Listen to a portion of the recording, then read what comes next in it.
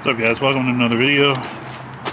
We got the super rusty 2.5 Jetta here, and we got a bad wheel bearing on this side. So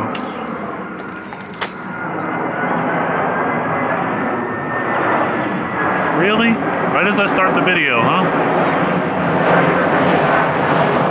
Appreciate that. Thank you. Thank you for making all that noise. All right, now that the blade's gone, we bought this Phoebe wheel bearing.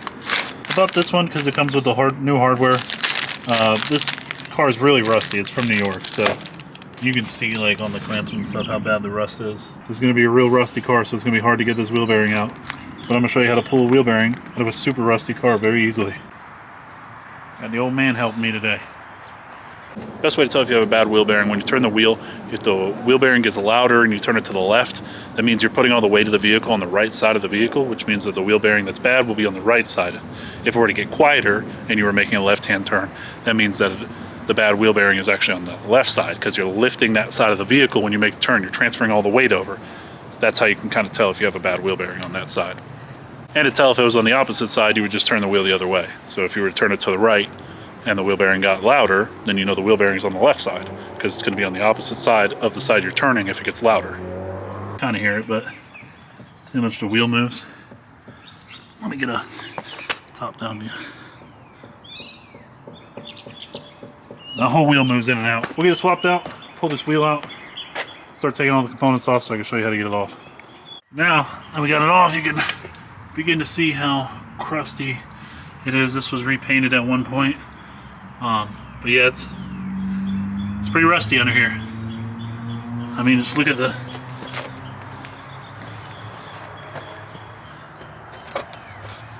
so it's a rusty car. But what we're gonna do is, I think it's 18 millimeters. Pull the caliper bracket off so we can slide the caliper out.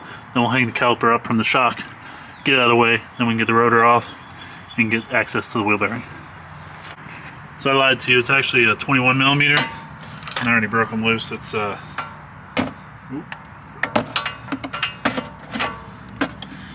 I got a big ratchet in case it was super hard to break loose, but I guess whoever painted the calipers took this off already at one point, so the bolts are coming out pretty easily.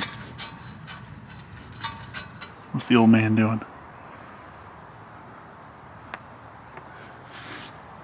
But yeah, so see, that loosens the caliper so I can slide this whole caliper out.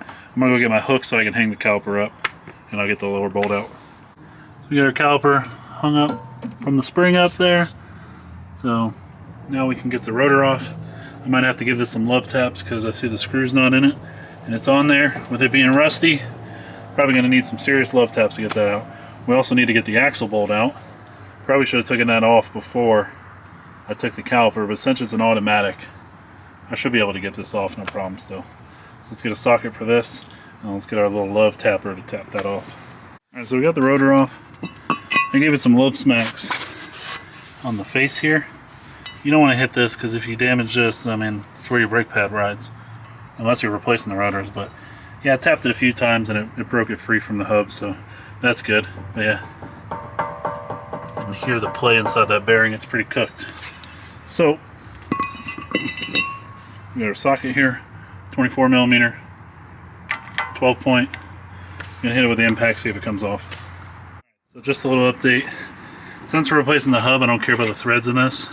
I should have did this with the rotor on and everything, but I just threw this here, threw a punch through there, grabbed my handy dandy breaker bar, stuck my breaker bar in the end and broke it loose. So now it's loose, so I can take the impact and take it off. Or just do it by hand. But yeah, you just got to break that initial seal loose. It's probably been on there, I don't know, for the lifetime of the car. Probably the original axles.